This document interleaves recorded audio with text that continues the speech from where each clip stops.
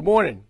I'm your instructor, Dr. Robert Hill, for the Contemporary Challenges in Higher Education Leadership, or EDD 9810 course. And I'm here to explain and describe assignment number 2. Assignment number 2, unlike assignment number 1, which was a traditional research paper, this has much more nuts and bolts. This assignment's still only worth 20 points. It's still only 8 to 10 pages in length, but you're going to be analyzing your particular college or university. And the same college or university that you write about for assignment number 2, you must also use for assignment number 3. And I presume it's the one you've been writing about on the class discussion board. So the first assignment is you've already traced the origin and the founding of your particular college. You know when it dated back and what influenced the founding. And you see how society has influenced the origin of your college or university. And maybe it's had many different transformations and name changes since it first opened and since it was first chartered.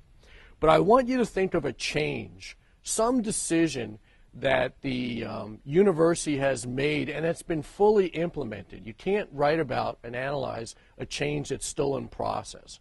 So whether or not the institution decided to open up a branch campus or to add a new degree program or to change its name or to add a sports program or to change its mascot, all of those would be examples of decisions that you can analyze.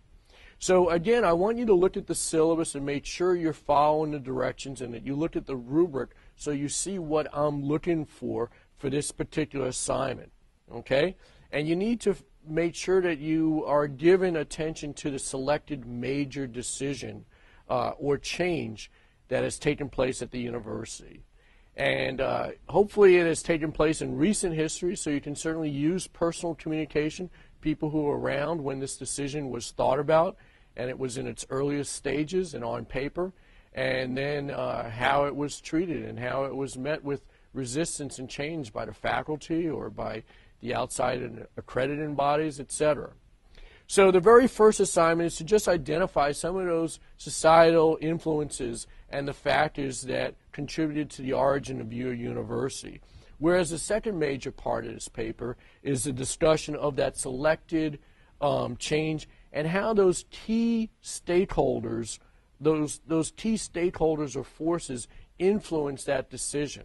All right, and they're explained to you what I mean by those stakeholder influences. One of them is the consumer, one of them is the faculty guild, etc.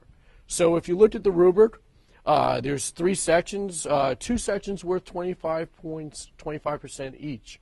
So make sure that you're using and citing outside scholarly sources. And I should look on your reference list and see actual institutional reports, not just the website or the catalog, but maybe your SAC self-study, maybe your strategic plan, certainly the history, etc. You can certainly use minutes for meetings. You can use newspaper clippings, local newspaper clippings as well. But here's your chance in retrospect now, when you look at this assignment, to hold up what we've been reading about in the literature and in the textbooks, and hold up your own institution, your specific college or university, and you're going to critique the senior executive leadership.